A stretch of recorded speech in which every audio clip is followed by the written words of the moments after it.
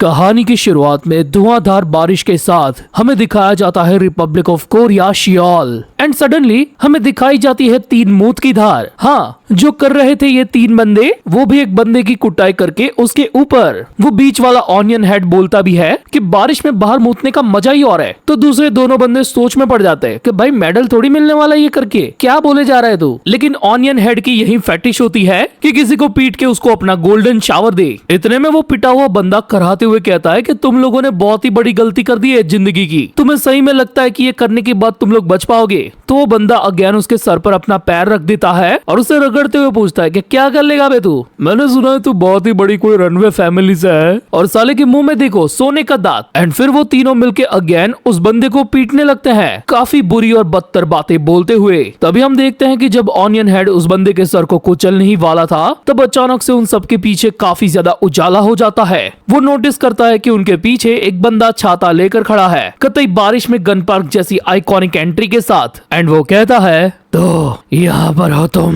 उसे देखकर तीनों शॉक हो गए थे। वो ऑनियन हेड बोलता भी है, अबे साला तू कौन है? तभी उसके साथ वाला बंदा बोलता है कि वो साला नहीं साले हैं। एंड हमें फर्स्ट लुक मिलता है दाजुन गैंग का। भाई साहब कितना ओपी पैनल है ये। वेल गैंग अलायंस के ग्रो होने के बाद इन सबके पास बाइक आ चुकी है। वेल दाजुन भाई यहाँ पर अपनी पूरी गैंग के साथ इसीलिए आए हैं क्योंकि उनमें से एक बंदा मिसिंग है। और हाँ, वो बंदा वही मूत्र विसर्जन वाला है जो बेचारा मार खा के बिछा पड़ा है। छाता बंद होते ही हम देखते हैं कि दाजुन काफी ज्यादा गुस्से में है और अगले ही सेकंड ऑनियन हेड के मुंह पे इतना जोरदार मुक्का पड़ता है कि वहीं से उसका वो सोने का दांत निकल गया था। देखो दाजुन भाई का ये मुक्का इतना घातक था कि हमने जूता चुराई तो देखी थी, लेकिन इसकी जूता उड़ाई भी देख ली। मेरे परिवार को छुआ कैसे सालो। और तब ये दोनों बंदों को ये रियलाइज होता है कि ये बंदा बोल रहा था ना कि वो किसी रनवे फैमिली से है, तो उसका मतलब यही था कि वो दाजुन भाई की रनवे फैमिली बोले तो उनकी गैंग से है। तभी हमें हीसू भाई भी दिखाए जाते हैं जो कहते हैं, अबे साले हम कोई फालतू रनवे फैमिली नहीं है। जिस बंदे से तुम भड़वों ने पंगा लिया है ना, वो गैंगबक की सबसे ताकतवर फैमिली है। और अगले ही सीन में हम देखते हैं कि दाजुन अकेले ने ही इन तीनों को मार मार के भूत बना दिया था।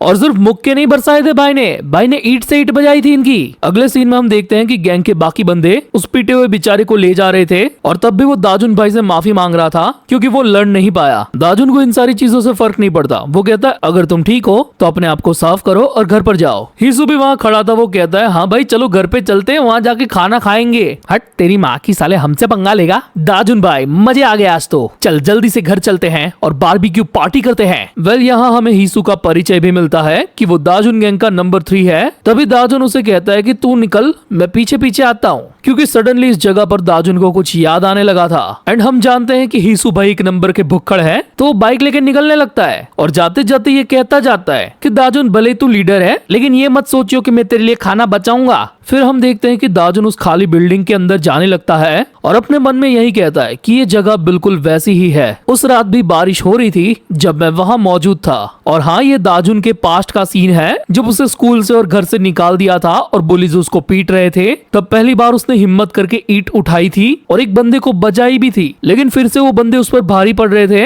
एंड तभी एंट्री हुई थी एक फरिश्ते की जिसने दाजुन की लाइफ को बदल के रख दिया और वो था हांगिल जो। यानी कि इधर का पूरा सीन उसे अपने पास्ट की याद दिला रहा था। भाई को इस बात की खुशी थी कि उसकी जिंदगी में उसे हांगिल जैसा एक बड़ा भाई मिला था। एंड फिर वो अपनी पुरानी रनवे फैमिली के बारे में सोचने लगता है और सडनली नोटिस करता है कि इस बिल्डिंग के अंदर तो लीकेज है, बिल्डर ने कंस्ट्रक्शन अच्छे से नहीं किया। तभी उसे अपने पीछे से एक आहट सुनाई देती है। वो पलट कर देखता है तो वहाँ पर कोई नहीं होता। दाजुन सीधा ही बोल देता है, मुझे पता है तुम वही हो, झांकना बंद करो और बाहर आओ। तभी वहाँ से एक बच्चा ये कहते हुए निकलता है कि मैं झांक नहीं रहा था, बस वहाँ सीढ़ियों पे सो रहा था। तभी मैंने नीचे देखा कि आप फाइट कर रहे हो, तो मैं आपको डिस्ट्रैक्ट करना नहीं चाहता था। एंड हाँ, इस बच्चे की हालत कुछ ज्यादा ही फटेहाल लग रही थी और साले की नाक भी बह रही थी। और वो दाजुन को कहता है कि आप तो वही हो ना, फेमस दाजुनिम। उसके लिए ये बिल्कुल एक फैन मूवमेंट की तरह था, तो वो दौड़ता हुआ सीधा दाजुन की तरफ ही आ रहा था, जिससे दाजुन को थोड़ा सा अजीब लगता है, तो वो उसको मारने ही वाला था। तभी वो बच्चा ये कहता है कि आप तो काफी ज्यादा फेमस हो भाई। दाजुनिम पहले वुजिन हाई स्कूल का स्टूडेंट था, उसे वहाँ से फिर निकाल दिया गया, जिसके बाद वो पार्ट बना एक छोटी सी रनवे फैमिली का। उस रनवे फैमिली का जो लीडर था वो दाजुन के बड़े भाई की तरह था, लेकिन हैंगवांग के साथ चली उनकी लड़ाई के दौरान वो मारा गया और उस हादसे के बाद दाजुन हमेशा के लिए बदल गया। मुझे पता है आपकी अभी एक बड़ी सी रनवे फैमिली है, एक गैंग की तरह जो हैंगवांग के खिलाफ लड़ते हैं और आप सभी का एक ही गोल है, बदले का प्रतिशोध। दाजुन भी लाइक इतनी अंदरूनी बात तेरे को कैसे पता? तो वो कहता है कि इन सड़कों पे जितनी भी भटकती आत्मा है ना, उन सभी को ये स्टोरी पता है। और आपको अगर लगता होगा कि मैं हैंगवांग का कोई स्पाई हूँ तो नहीं, ऐसा नहीं है। मैं तो बस आपका फैन हूँ क्योंकि आप मुझे बहुत कूल लगते हो। अब अचानक से कोई बच्चा आपके सामने आकर आपकी तारीफें करने लगे और आपके बारे में सब कुछ बता दे तो शक तो होता ही है। तो दाजुन को भी यही हो रहा है। सो वो उसे फुल इग्नोर करके निकलने लगता है, लेकिन उस बच्चे को चाहिए था दाजुन भाई का ऑटोग्राफ। दाजुन उसे कहता भी है कि मुझे नहीं पता मैं इतना फेमस क्यों हूँ, लेकिन मैं कोई महान इंसान नहीं हूँ कि तू मेरा ऑटोग्राफ ले, और ऊपर से मेरे पास तेरे साथ चिट चैट करने का टाइम भी नहीं है। मेरा कर्म और धर्म बस एक ही है और वो है मेरा बदला। तो बच्चे, अगर तुझे मेरी बात समझ में आती है तो यहाँ से चला जा और कोई अच्छी जगह ढूंढ तेरे रहने के लिए, क्योंकि अगर किसी बुरे बंदे ने तुझे यहाँ पर देख लिया तो वो पक्का तेरी मार लेगा।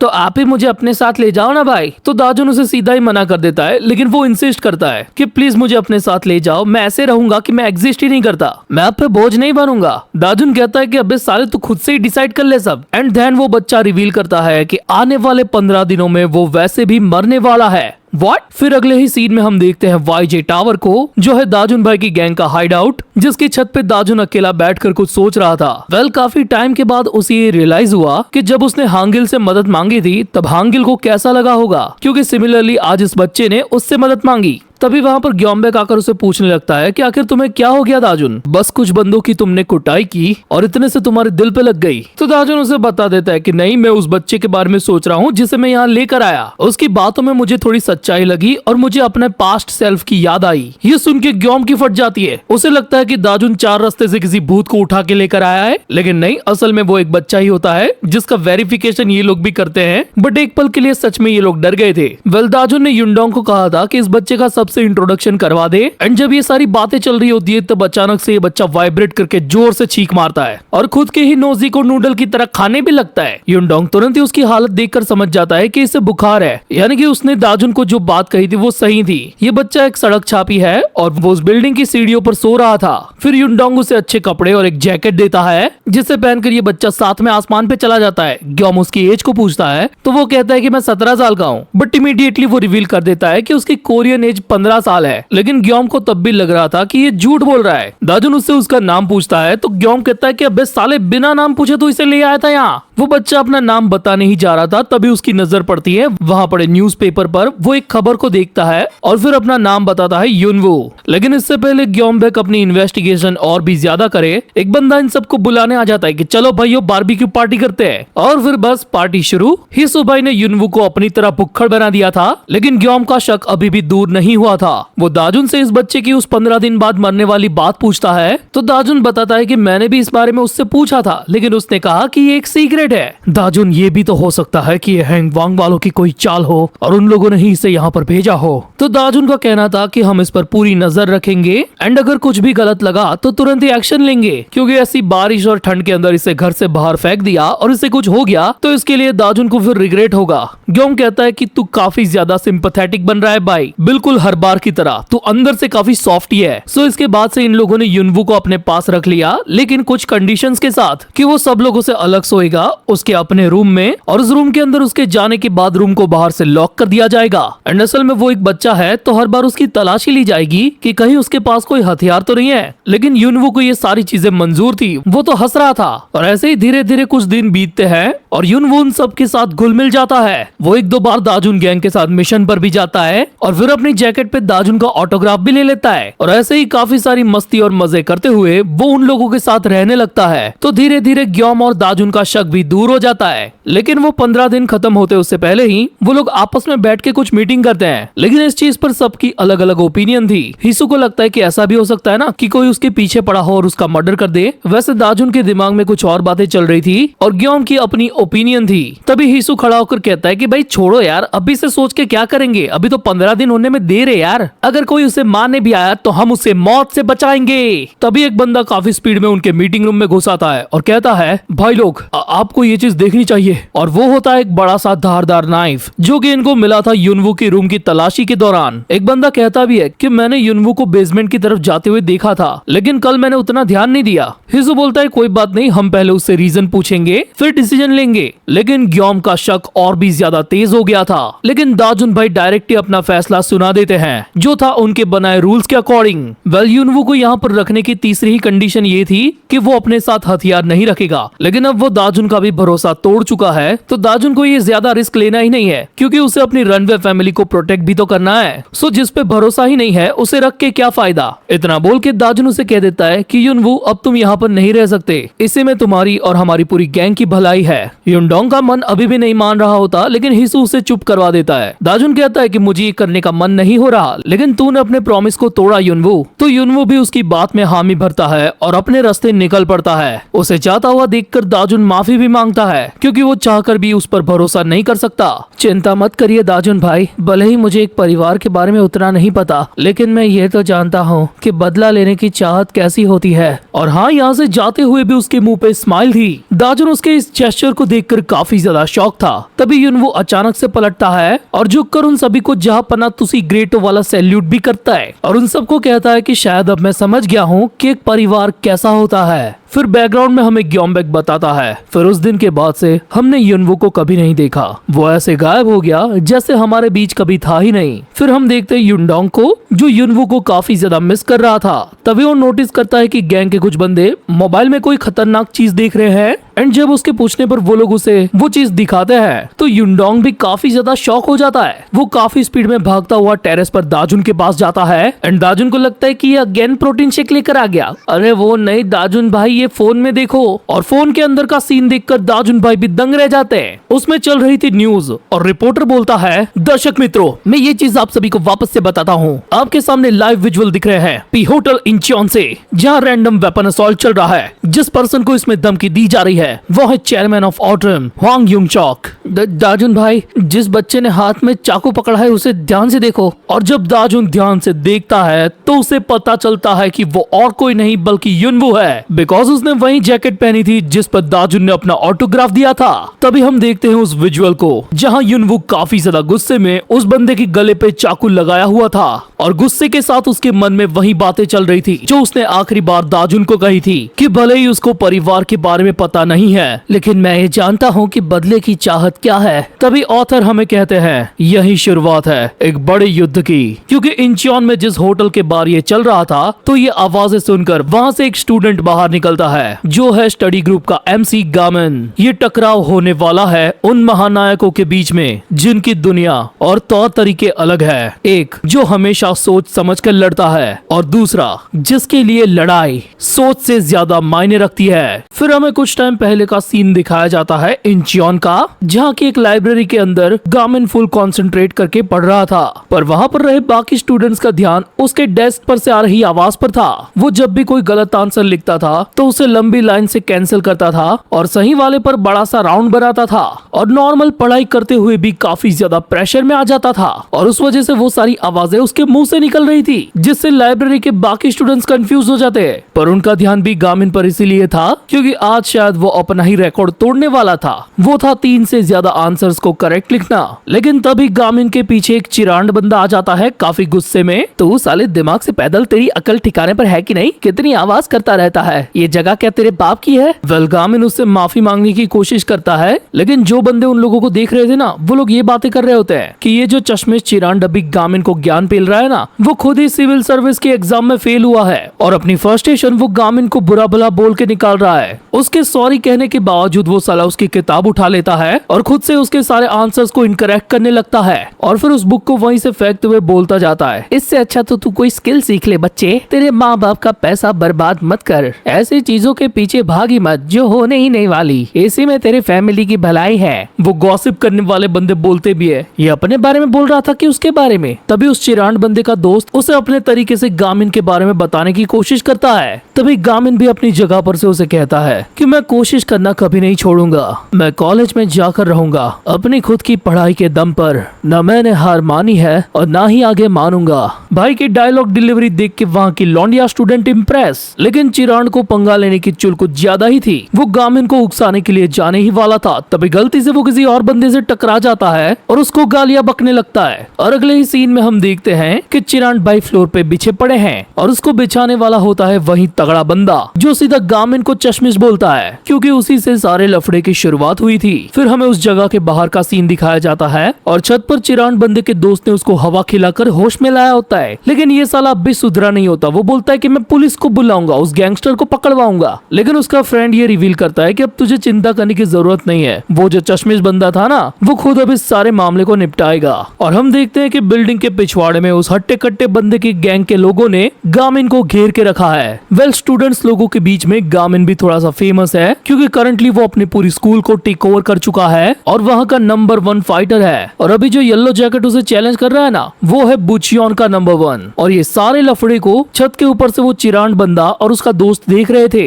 ये चश्मिश साला इतना रिलैक्स क्यों खड़ा है, अब तो उसकी लग गई। इतने में येलो जैकेट वाला बंदा गामिन पर अटैक करने के लिए आगे बढ़ चुका था, लेकिन उसकी खुद की गैंग के बंदों को कुछ चीजें अनयूजुअल फील होती है। और तभी चिरांडू भाई का दोस्त ये रिवील करता है कि जिसे तुम लोग चश्मिश बोल रहे हो ना, उस नए स्टूडेंट ने टेक्निकल स्कूल के अंदर आते ही उसे टेक ओवर कर लिया है। और पता है ना, वो पूरी स्कूल खूंखार थक से भरी हुई है और वो लोग इसे कहते हैं स्टडीएस मॉन्स्टर, उन सभी का बाप गामिन यू। लेकिन अब बहुत देर हो चुकी है, तू मुझसे पिटेगा, ये बोलते हुए गामिन पर वो अटैक करने ही वाला था। एंड तभी हम देखते हैं इस मानवा का पहला इनविजिबल अटैक। भाई देख लो पूरा पैनल, गामिन अपनी ही जगह पर खड़ा है, लेकिन अटैक उस येलो जैकेट वाले को पड़ चुका है और वो उड़ता हुआ अपनी गैंग के बंदों के पीछे जाके गिरता है। ये अटैक एक स्ट्रेट पावर पंच था, जिसकी एक ही मान ने अपोनेंट को नॉकआउट कर दिया। गामिन इंग्लिश में उसे गाली देते हुए कीड़ा बोलता है और फिर ये भी बोलता है कि माफ करना, मेरे को इंग्लिश अच्छे से नहीं आती। और बस कुछ मिनट्स के बाद हम देखते हैं कि वो अपना चश्मा पोंछ रहा है, क्योंकि गली के अंदर उसने ऑलमोस्ट सारी गैंग को वाइप आउट कर दिया।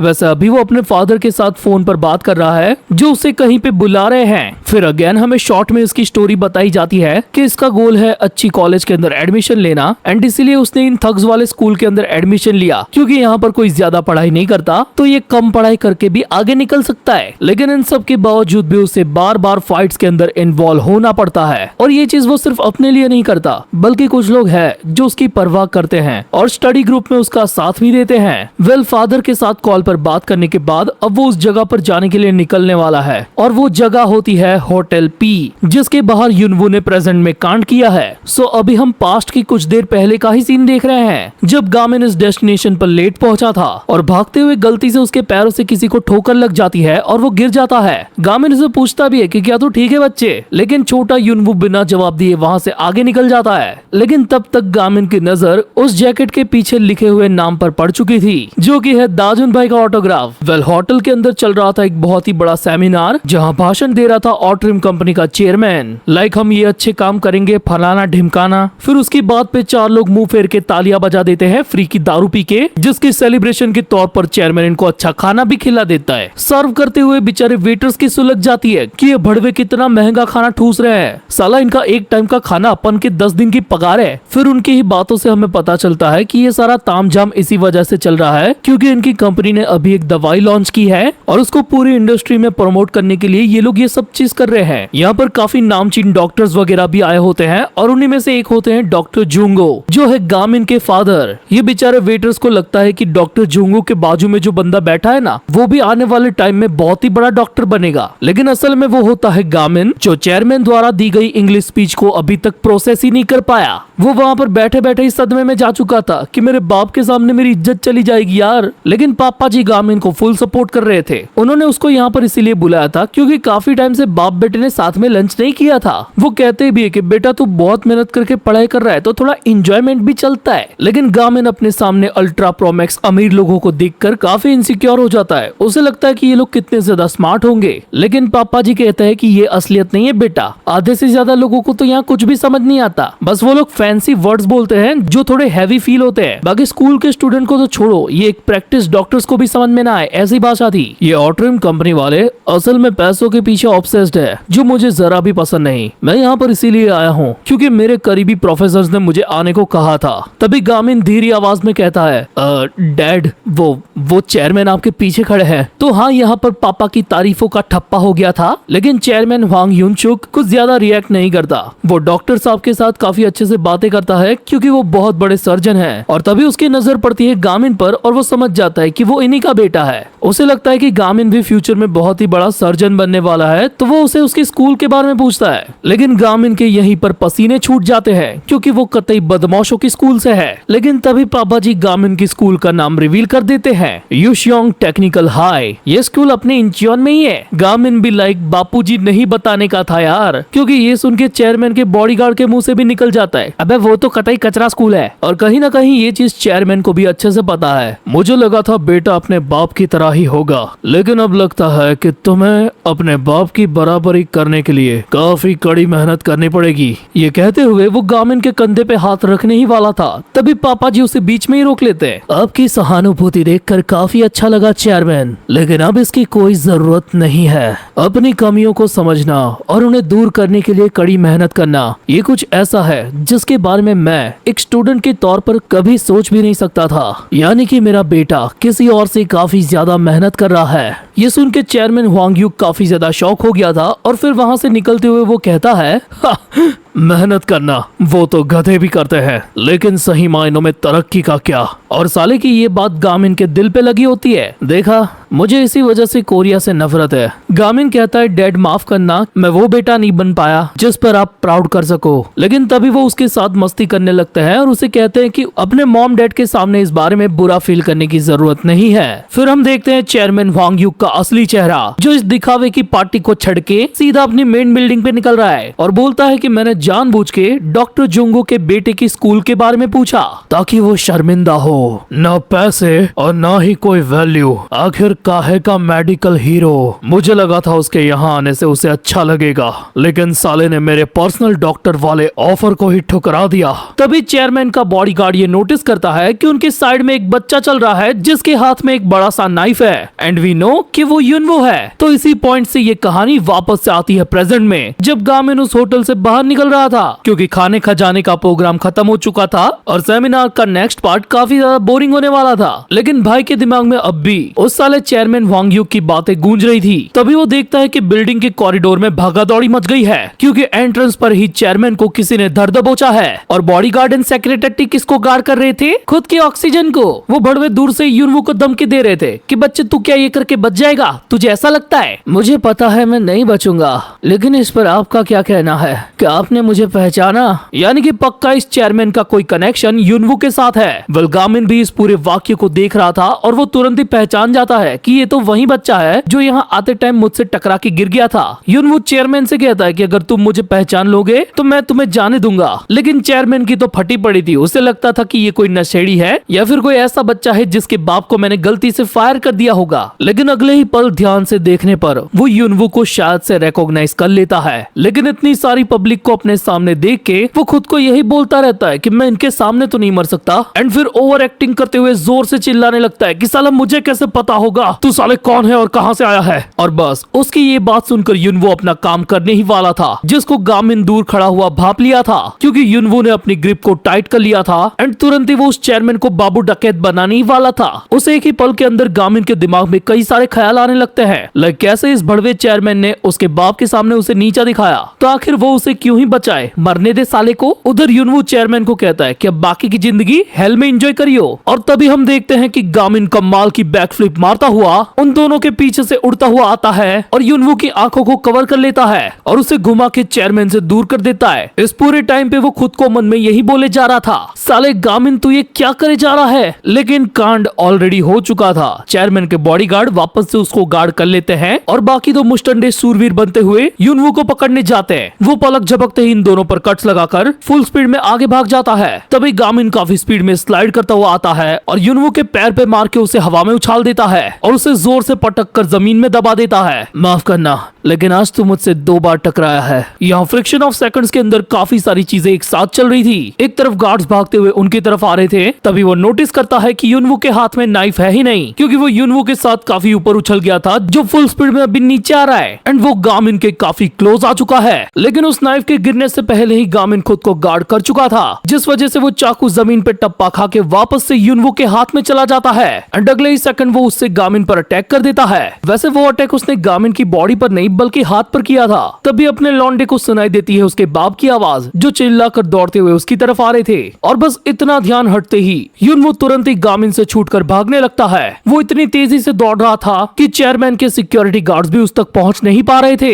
हम देखते हैं कि गामिन सही तरीके से खड़ा हो चुका है और उसके फादर उसके साथ है, जो कहते हैं कि अब वो नहीं बचेगा। तभी वो उसके घाव को देखकर काफी ज्यादा परेशान हो जाते हैं। गामिन कहता है, अरे बापू कोई बात नहीं, बस थोड़ी सी खरोच है यार। पर असल में कोई ऐसी बात थी जो वो बताना चाहता था लेकिन नहीं बताया। अपने बच्चे की ये हालत देखकर डॉक्टर जियोंगो ये बोलते हैं, मेरी जिंदगी के 100 दिन माइनस हो गए यार, सबसे पहले तुम्हारा इलाज जरूरी है। तभी वहाँ पर इमरजेंसी सायरन की आवाज आती है और हम देखते हैं कि काफी सारी पुलिस फोर्स वहाँ आ चुकी है और इन सारी की सारी चीजों को एक बंदा होटल के अंदर से लाइव रिकॉर्ड कर रहा था, जो था एक यूट्यूबर जिसके चैनल पे 3,20,000 सब्सक्राइबर थे। मेरे कब हो गए यार। वो बोलता है कि मैंने आज तक काउंटलेस लाइव स्ट्रीम की है और रिव्यूज भी, लेकिन ऐसा अपन ने आज तक नहीं देखा। ये असासिनेशन वाली स्ट्रीम पर ऑडियंस कुछ ज्यादा ही तेजी से एंगेज हो रही थी, तो सारे नए व्यूअर्स को वो कतई न्यूज एंकर की तरह सारी चीजें एक्सप्लेन करने लगता है। और वही चीज तो युनडोंग दाजुन को दिखा रहा था, यानी कि दाजुन भाई मोबाइल में न्यूज नहीं बल्कि लाइव स्ट्रीम देख रहे थे। युनडोंग तुरंत ही दाजुन से पूछता है कि आखिर युनवू भाई ने ऐसा क्यों किया होगा, लेकिन दाजुन खुद शॉक में जा चुका था। उसे युनवू की वही बातें याद आ रही थी जब उसने बोला था ना कि 15 दिन बाद वो वैसे भी मरने वाला है। उसे खुद पर काफी गुस्सा आ रहा था कि वो कुछ भी नहीं कर पाया एंड युनडोंग भी उसके साइड में यही बोले जा रहा कि युनवू ऐसा नहीं कर सकता, मैं उसे अच्छे से जानता हूँ। पर तभी दाजुन वहाँ से जाने लगता है, युनडोंग को ये कहते हुए कि छोड़ इस मामले को, हमें इसमें नहीं पड़ना है, क्योंकि युनवू ने ही हमसे किए वादे और रूल्स दोनों को तोड़ा, जिसके बाद वो हम में से एक नहीं है। उसकी ये बात युनडोंग को काफी अजीब लगती है, क्योंकि आज तक दाजुन ने ऐसा कभी नहीं किया था कि वो अपने पास आए किसी की मदद ना करे। पर भाई की शक्ल देखकर हमें ये साफ पता चलता है कि वो कुछ तो करने वाला है। फिर सीन शिफ्ट होता है हॉस्पिटल में, जहाँ गामिन को फर्स्ट एड दी जा चुकी है और डॉक्टर कहती है कि ये कट उतना भी ज्यादा गहरा नहीं था, बस थोड़ा ध्यान और केयर करोगे तो सही हो जाएगा। लेकिन फिर वो देखती है कि ये तो डॉक्टर जियोंगो का बेटा है, तो उनको ये प्रिकॉशंस बताने की क्या ही जरूरत। गामिन धीमी आवाज में कहता है, मेरी वजह से पापा की जिंदगी के 100 दिन माइनस हो गए, मुझे मेरे बच्चे की चिंता है, ये अब भी थोड़ा सा नासमझ है। तो नर्स कहती है, कहाँ से नासमझे, देखा नहीं उसने कैसे डाइव मार के किसी की जान बचाई। और डॉक्टर आप भी कितने ज्यादा कमाल के हो, जब सोमालिया में कैप्टन को गोली लग गई थी आपने तब भी हेलीकॉप्टर से आकर मदद की थी। आपके ये अच्छे संस्कार आपके बच्चे के अंदर है। फादर साहब थोड़े से ताव में आ जाते हैं और एक आंख खोल के ऐसे देखते कि क्या गामिन को मेरे पे प्राउड हो रहा है। पर पता नहीं क्यों अच्छा काम करने के बावजूद भी उसके मुंह पर मायूसी थी। तभी जोर से रूम का दरवाजा खोलकर एक केसरिया बालों वाला बंदा अंदर आता है। डॉक्टर जियोंगो बोलते हैं कि अबे तू तो वही है जो थोड़ी देर पहले चेयरमैन के साथ था। वो कहता है कि मेरा नाम वांग श्यूक है और मैं उनका बड़ा बेटा हूँ। मैं बस आपसे मिलकर आपका शुक्रिया अदा करना चाहता था, लेकिन वहाँ मुझे कोई दिखा ही नहीं, अब तुरंत ही वहाँ से चले गए थे। गामिन यू, तुम्हारा दिल से शुक्रिया, तुम्हारी बदौलत आज मेरे पापा जिंदा है। उनको बस माइनर सी खरोच आई है, तुम्हारे इलाज का जो भी खर्चा होगा वो हम देने को तैयार है। गामिन भी लाइक कि भाई उतना कुछ लगा भी नहीं है मेरे को। वो आगे कहता है कि गामिन के इस कारनामे के बदले वो उनको रीपे करना चाहता है, लेकिन डॉक्टर जियोंगो उसे कह देते हैं कि भाई इसकी कोई जरूरत नहीं है। पर तभी गामिन सबके सामने चेयरमैन के बेटे शियुक को उस बच्चे के बारे में पूछता है जिसने उसके फादर की जान लेने की कोशिश की। शियुक बताता है कि अभी तक वो सस्पेक्ट पकड़ा नहीं गया। उनकी सिक्योरिटी टीम और पुलिस जो देर से आई थी वो सब मिलके अभी भी उसको ढूंढ रहे हैं और ये एज्यूम किया जा रहा है कि वो गोल्फ कोर्स के पास से कहीं से भाग गया है। एंड ये जानने के बाद गामिन तुरंत ही उसे पूछता है कि आखिर क्या वजह रही होगी, आखिर क्यों उसने चेयरमैन पर अटैक किया। और ये सवाल सुनकर शियुक के मुंह पे 12 बज गए थे, जिससे गामिन को ये तो शक हो जाता है कि पक्का ये लोग कुछ झोल कर रहे हैं एंड किसी बात को छुपा रहे हैं। तभी शियुक पूरी बात को हंसते हुए टाल देता है कि होगा कोई पागल, लेकिन बहुत जल्द हम उस तक पहुंच जाएंगे। इतना कहकर शियुक उस रूम से निकल जाता है और बाहर आते ही साले के तेवर बदल जाते हैं। वो सीधा अपने सिक्योरिटी गार्ड से उस बच्चे के बारे में पूछता है, यानी कि युनवू के बारे में, लेकिन अब तक किसी को भी कोई क्लू नहीं मिला होता। तो वो ऑर्डर करता है कि हमारे जितने भी रिसोर्सेज है उन सबको वो बच्चा ढूंढने के लिए लगा दो। एक सिक्योरिटी गार्ड उसे कहता भी है कि सर वैसे भी पुलिस तो उसको ढूंढ ही रही है, ये हमारा काम नहीं है, वो लोग चेयरमैन साहब के केस को संभाल लेंगे। तभी शिवयुक उसकी फ्लैट पकड़ के बोलता है, अबे ओए, तुझे जितना बोला जाए तू उतना ही कर, इससे पहले कि पुलिस उस तक पहुंचे तुम भड़वो को उस साले कमीने को ढूंढना ही होगा और उसे लेकर आना होगा मेरे पास। मुझे फर्क नहीं पड़ता तुम किस तरीके का यूज करो, लेकिन एक बात का खास ध्यान रखना कि उसे तुम्हें पुलिस से पहले ढूंढना है। तो अब खड़े खड़े मेरा मुंह मत देखो और निकलो। ऑर्डर मिलते ही सारे सिक्योरिटी गार्ड्स अपने काम पे लग जाते हैं। उनके जाते ही शिवयुक अपने दांत भींचते हुए बोलता है, उस कमीने को परछाइयों से बाहर नहीं आना चाहिए था, आखिर उसकी ऐसा करने की जरूरत कैसे हुई, लेकिन मैं ये नहीं होने दूंगा, मैं बहुत जल्द उससे छुटकारा पालूंगा। फिर हमें हॉस्पिटल लॉबी की बाहर का सीन दिखाया जाता है जब गामिन के फादर उसे पूछ रहे थे कि आखिर इतना अच्छा काम करने के बाद वो इतना निराश क्यों है। वो लिटरली ये कहते हैं कि बेटा तेरी शक्ल ऐसी हो गई है जैसे कुत्ते को टट्टी लगी हो। तो गामिन ये कहते हुए निकलने लगता है कि शायद मैंने जो खाना खाया था वो अच्छे से नहीं पका होगा। तभी वो डॉक्टर जिसने गामिन को फर्स्ट एड किया था वो उसके फादर डॉक्टर जियोंगो का ऑटोग्राफ लेने लगती है अपनी डॉक्टर वाली यूनिफॉर्म के पीछे। एंड वो देखकर गामिन को सडनली क्लिक होता है कि उस हादसे वाला जो बच्चा था ना उसकी जैकेट के पीछे भी कुछ लिखा था। एंड हमें पता है कि युनवू की जैकेट के पीछे किसने क्या लिखा है। फिर अगले सीन में हम देखते हैं किसी के ऑफिस के मॉनिटर में ये खबर चल रही है कि ऑट्रिम के चेयरमैन पर किसी ने नाइफ से अटैक किया, वो भी इतने सारे सिक्योरिटी गार्ड्स होने के बावजूद। और तभी एक स्कूल के बच्चे ने बीच में आकर सक्सेसफुली चेयरमैन को बचा लिया। एंड अभी ये खबर देख रहे थे वाजी भाई जो गेट्स कोल्डेड एके ट्रू एजुकेशन मानवा का मेन कैरेक्टर है। हम यहाँ पर उसकी टीचर्स राइट प्रोटेक्शन वाली फाइल को भी देखते हैं और इस न्यूज को देखकर शायद से वो गामिन को भी पहचान गया है, बिकॉज उस हादसे के 3 दिन बाद ही गामिन को इंचियोन की पुलिस की तरफ से ब्रेव सिटीजन अवार्ड मिलता है। एंड करंटली स्कूल में उसका दोस्त ली जून इसी बारे में बात कर रहा था। वो कहता है कि ये तेरे एकेडमिक रिकॉर्ड के लिए काफी अच्छी बात है गामिन, लेकिन असल में गामिन बस दिखावे की खुशी जाहिर करता है। तभी उन दोनों के सामने बैठा शियून मुद्दे की बात करता है कि आर्टिकल छपा है और अवार्ड मिला है वो तो सही है, लेकिन असल में वो सस्पेक्ट भाग चुका है जो अभी तक नहीं मिला। ऐसा भी हो सकता है कि वो गामिन से बदला लेने वापस आए, लेकिन ली जून को उतनी चिंता नहीं होती। उसे लगता है कि गामिन उससे आराम से निपट सकता है, पर शियून को स्टिल बैड फीलिंग आ रही थी। एंड इसी के चलते वो लोग आपस में थोड़ी सी बहस करते हैं। तभी गामिन दोनों को चुप करवा देता है और ये रिवील करता है कि अगर वो बच्चा किसी को तकलीफ पहुंचाने या फिर उस चेयरमैन की जान लेने आया था तो आखिर वो वहाँ पर रो क्यों रहा था। मैंने उसकी आंखों में सही से देखा था, जब मैंने उसे पकड़ के जमीन में दबाया तब उसकी आंखों में मैंने दर्द भरे आंसू देखे। आखिर ऐसी हालत में कोई गुस्से में ऐसा कदम क्यों ही उठाएगा।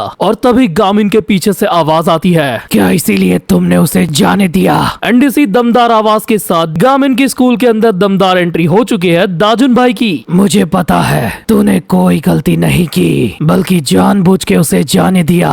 वेल अभी हमें कुछ देर पहले का सीन दिखाया जाता है जब दाजुन भाई अपनी डेविड पुत्र पर बैठ के गामिन की टेक्निकल स्कूल में आए थे, जिसका पता उस ब्रेवरी अवार्ड वाले पोस्ट से मिला था। दाजुन गामिन के दोस्तों के सामने ही ये रिवील कर चुका था कि तुम्हारे दोस्त ने जानबूझ के उसको जाने दिया, जिस पर लीजुन उससे पूछता है कि अबे साले तू कौन है, हमारी स्कूल का तो नहीं लगता। बट दाजुन उसे कम्प्लीटली इग्नोर करके गामिन से ही बात करता है कि अच्छा हुआ तू मुझे यहाँ पर मिल गया क्योंकि मुझे तुझसे ही काम है। मैं इतनी दूर बस तुमसे बात करने आया हूँ। अबे ओए तूने सुना नहीं क्या मैंने तुझसे क्या पूछा, आखिर तू कहाँ से आया है। साला हमारे ही स्कूल में आके हमारे सामने दादागिरी, क्या तू कोई चैलेंजर है? तो पहले तुझे मुझसे लड़ना होगा। मेरी पहचान में कुछ नहीं रखा, वैसे मेरा नाम दाजुन है और मैं शियोल से यहाँ आया हूँ। ये सुन के गामिन और शोयुन दोनों के कान खड़े हो जाते हैं। अगर तुम्हारे यहाँ के रूल्स ये कहते हैं कि मुझे बात करने से पहले लड़ना है तो मैं तैयार हूँ। और शायद इतनी सी बात से इन दोनों को अंदाजा लग चुका है कि असल में दाजुन कौन है, लेकिन अपने भाई लीजुन को तो कुछ पता ही नहीं होता। वो सीधा लड़ने को तैयार हो जाता है। गामिन उसे तुरंत ही रुकने के लिए कहता है और बताता है कि इस बंदे को देखकर ऐसा लगता नहीं है कि ये सीधा लड़ने के लिए आया है, तो एक काम करते हैं मैं इससे अकेले में बात कर ही लेता हूँ। है क्या सच में? फिर वो क्लासरूम से बाहर निकलता हुआ बोलता है कि चलो स्कूल के रूफ पे चल के बात करते हैं। तो दाजुन उसके साथ लॉबी में चलता हुआ जाने लगता है। तभी पीछे से लीजुन और शोयुन बात कर रहे थे कि दिखने में वो बंदा सही में एक फाइटर नहीं लगता, लेकिन शोयुन का दिमाग दाजुन की कही गई बातों में था कि वो भी उसी बच्चे की बातें कर रहा था जिस बारे में गामिन हमें बता रहा था। तो क्या गामिन ने सच में एक क्रिमिनल को भागने में मदद की? लेकिन लीजुन को अब भी दाजुन के साथ फाइट करनी थी। वो कहता है कि ये बंदा पक्का फाइटर था, मुझे इससे लड़ना है। वेल हमारे दोनों लौंडे जब स्कूल की लॉबी में चलते हुए हुए जा रहे थे तब गामिन काफी तीखी नजरों से दाजुन की तरफ देख रहा था, क्योंकि भाई को पता चल गया था कि उस बच्चे के जैकेट के पीछे इसी का नाम लिखा है। बिकॉज अभी दाजुन ने क्लास में इंट्रो दिया था ना कि मेरा नाम दाजुन है और मैं शियोल से हूँ। सीन शिफ्ट होने के साथ हम देखते हैं एक बहुत ही बड़े लग्जरियस कोठी बंगले को जो कि शियोल में है, और उसमें रहता है वही चेयरमैन जिस पर युनवू ने अटैक किया था, और उसके गले पर रहे छोटे से घाव को उसकी कोरियन काम वाली गंगूबाई साफ कर रही है। साला 3 दिन हो गए, ऐसे तो मैं पागल हो जाऊंगा। तभी वो देखता है कि उसका सेक्रेटरी उसकी तरफ भागता हुआ आ रहा था, तो वो गंगूबाई की बैंडेज को हटा के सीधा उससे पूछता है, बता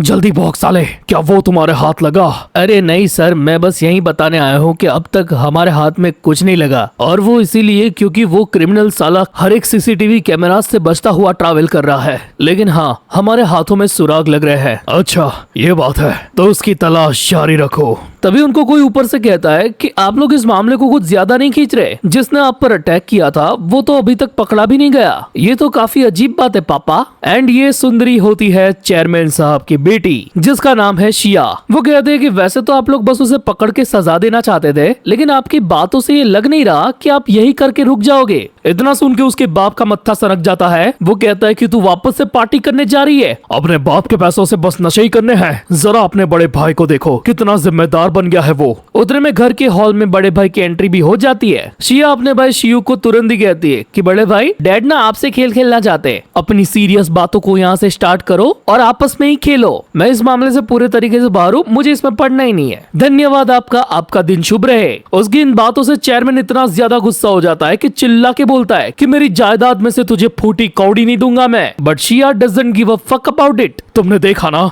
उसके बात करने का तरीका, आखिर मेरा खून इतना गंदा कैसे हो सकता है? हाँ उसका बिहेवियर पहले से ही ऐसा है, लेकिन डैड सच में वो काफी स्मार्ट है, आपको उसकी चिंता करने की जरूरत नहीं है। और इतने में ही वो अपने उस बटलर को शिया का ड्राइवर बनने भेज देता है। फिर शियूक अपने बाप की इंजरी के बारे में पूछता है, तो बाप कहता है कि वो साला अभी तक पकड़ा क्यों नहीं गया? जरा सोच कर देखो, वो बड़ा हो चुका है, उसने मुझे मारने की कोशिश की।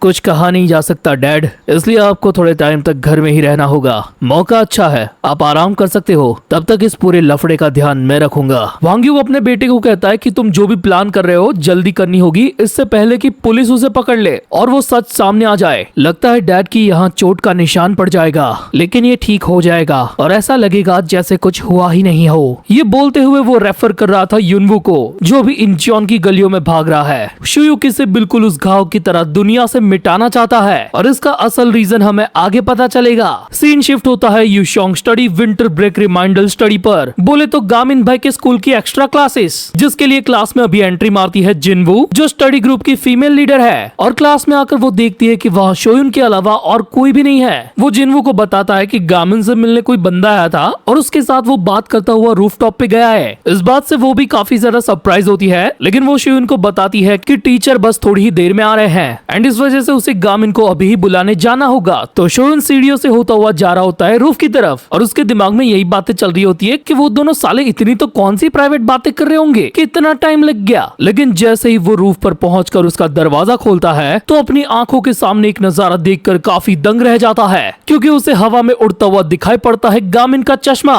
क्योंकि गामिन और दाजुन दोनों एक दूसरे के मुंह पर मुक्के बजा रहे थे, करने आए थे बात, लेकिन चल रही है मुक्कालात और मुंह से हो रही है विमल की बरसात। वेल अभी हमें दिखाया जाता है कुछ वक्त पहले का सीन, जब युनवू दाजुन गैंग के साथ रह रहा था। तभी एक रात वो और दाजुन मिलके घर के लिए कुछ खास सामान लेने गए थे, जो कि था टॉयलेट क्लीनर, हार्पिक एसिड। तभी युनवू उसे दिल से थैंक्स कहता है, क्योंकि उसी की वजह से आज वो फैमिली की तरह एक छत के नीचे रह पा रहा है। वो अब तक की अपनी जिंदगी में कहीं पर भी टिक के नहीं रहा, क्योंकि उसे कहा गया था कि अगर वो पकड़ा गया तो मारा जाएगा। दाजुन उसे पूछता है कि ये तुझे किसने कहा था, तो वो कहता है कि यही तो सीक्रेट है। फिर दाजुन उसे पूछता है कि आखिर तुम्हें हमारे साथ रहकर कैसा लग रहा है युनवू? मुझे काफी खुशी हो रही है, सब मेरे साथ अच्छे से रहते हैं। युनडोंग मेरी मदद करता है, ग्योमबेक भाई दिखाते नहीं है लेकिन उन्हें मेरी परवाह है, और हिसू भाई मुझे काफी सारा खाना खिलाते हैं। ये मेरी जिंदगी की काफी अच्छे दिन है, शुक्रिया आपका। दाजुन कहता है जब तू गैंग में आया इससे पहले हम एक लड़ाई लड़ चुके थे और सबको थोड़ी शांति चाहिए थी, इसलिए सब तुझे इतना टाइम दे रहे हैं। अब जो मेरे चैनल पर टू नॉट डाई की मानवा को फॉलो करते आए हैं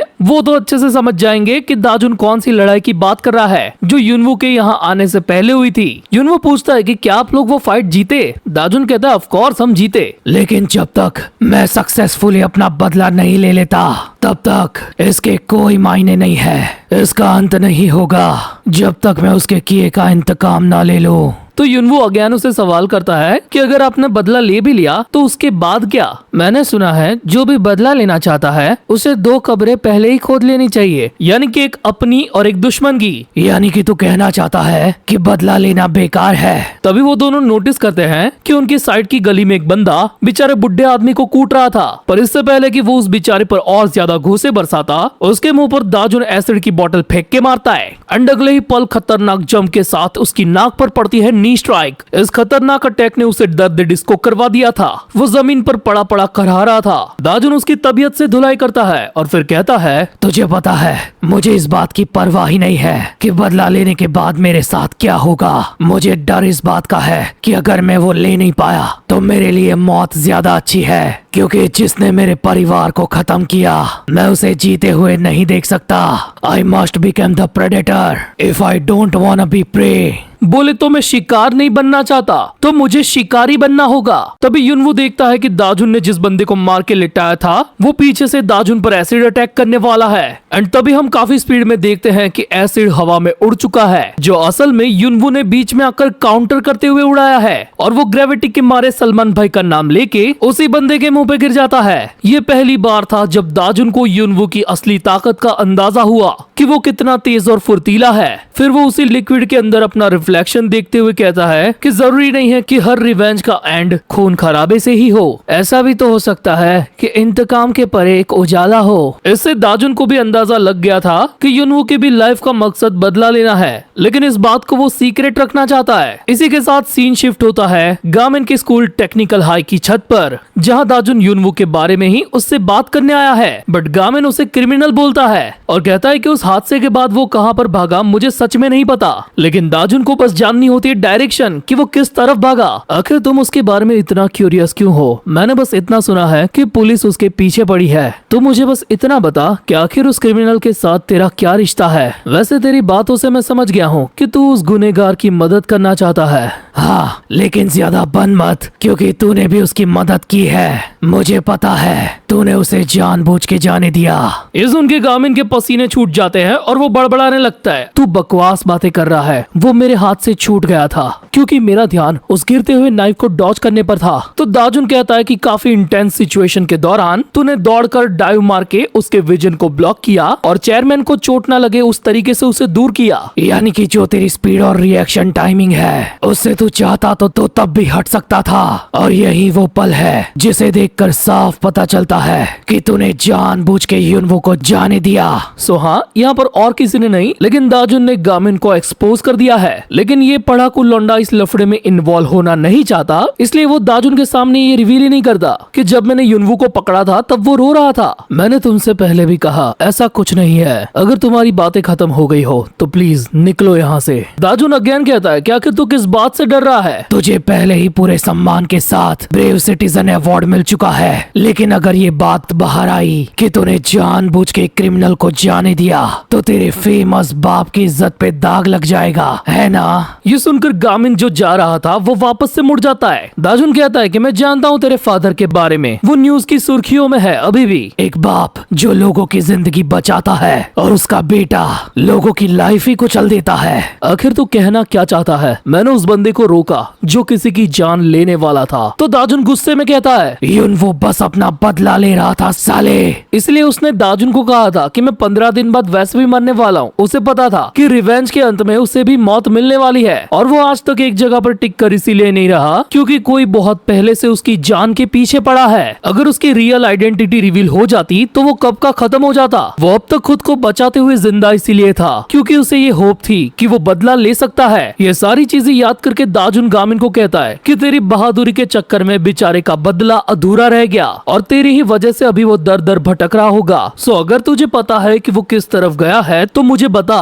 बकवास बंद कर दाजुन, आखिर बदले के लिए किसी और की जान लेने की इजाजत तुम्हें किसने दी? माफ करना, लेकिन क्राइम क्राइम होता है और मेरा इरादा किसी भी क्रिमिनल की हेल्प करने का नहीं है। एंड ऊपर से वो कहता है कि वो बच्चा तेरा ही कोई करीबी लगता है, तो क्या तू भी क्रिमिनल बन के उसकी मदद करना चाहता है? दाजुन उसे गुस्से में कहता है कि तुझे आखिर असलियत पता ही क्या है मेरे बारे में, कि मैंने कैसी जिंदगी जी है। सो यहाँ इन दोनों की सोच आपस में काफी ज्यादा क्लैश कर चुकी है, क्योंकि दोनों के ख्यालात एक दूसरे से अपोजिट है। तेरा ये जिद्दीपना अपने बाप के सामने दिखाना। मैं आखिरी बार अच्छे से पूछ रहा हूँ, जो भी तूने देखा वो सब सच बता दे। बकवास बंद कर अपनी और मेरे फादर को इसमें मत घसीट। मैं भी काफी शांति से तुझे बता रहा हूँ, निकल ले यहाँ से, अभी मेरी पढ़ाई का वक्त है। ये तो अच्छी बात है, जाकर पढ़ाई कर बच्चे, दुनिया की इतनी परवाह मत कर। वेल, दाजुन की बातों से अभी गामिन भी किलस चुका था और धीमी चल रही हवा के झोंके के साथ ये दोनों समझ चुके थे कि आगे उनको क्या करना है। तभी कोई टेरेस का दरवाजा खोलता है, जो शायद से शोयुन है, क्योंकि हम वापस आते हैं उसी पॉइंट पर जब गामिन और दाजुन एक दूसरे पर मुक्के बजा रहे थे। ये नजारा देखकर शोयुन काफी ज्यादा शॉक था। वो बिना टाइम गवाए दौड़कर सीधा उनके पास जाने लगता है। तब तक गामिन के मुक्के को डॉज करके दाजुन उस पर किक लैंड करने वाला था और इसी के साथ वो दोनों काफी स्पीड में कई सारी मूवमेंट्स करते हुए एक दूसरे से फाइट कर रहे थे। शोयुन को ये समझ में ही नहीं आ रहा था कि वो कहां से जाकर किसको कैसे रोके, क्योंकि दोनों में से कोई भी पीछे हटने को तैयार नहीं था। तभी हम देखते हैं कि दाजुन भाई ने अपनी जैकेट निकाल के सीधा गामिन के ऊपर फेंकी, जिसको हटाते हुए गामिन का ध्यान डिस्ट्रैक्ट हुआ और उसी सेकंड दाजुन ने एक खतरनाक अपरकट गामिन के जबड़े पर दे मारा। ये खाते ही वो तुरंत दाजुन को कावड़ बोलता है, बट हम जानते हैं कि दाजुन भाई के लिए ये चीजें मायने नहीं रखती। उसकी खासियत ही है किसी भी सिचुएशन में सरवाइव करना। बट गामिन भी एक्स्ट्रा ऑर्डिनरी बंदा है, क्योंकि तभी दाजुन ये नोटिस करता है कि गामिन उसकी चेस्ट पर अपनी फिंगर्स को टिका चुका है ताकि एक परफेक्ट शॉट पंच मार सके। लेकिन वो ये करता उससे पहले ही शोयुन बीच में आके उसके हाथ को पकड़ लेता है और दोनों को रोकता है। गामिन कहता है कि तू बीच में क्यों आया, ये तुझे भी लग सकता था। लेकिन वो बोलता है कि तेल लेने की लड़ाई अभी हमारे टीचर आने वाले हैं। एंड फिर ये दोनों स्टडी से रिलेटेड काफी सीरियस बातें करने लगते हैं और दाजुन उनको ऐसा देखकर गहरी सोच में डूब जाता है। उसके मुताबिक इन लोगों ने एकदम ही वक्त बदल दिया, जज्बात बदल दिए। शोयुन उसे भी कहता है कि देख भाई, मुझे पता है तुम लोगों को लड़ने का मूड है, लेकिन अभी हमारी स्टडी करने का वक्त है। इतना सुन के दाजुन चुपचाप वहाँ से जाने लगता है। मुझे कुछ भी करके युनवो को ढूंढना होगा, इससे पहले कि कोई और उसे मारने की कोशिश करे।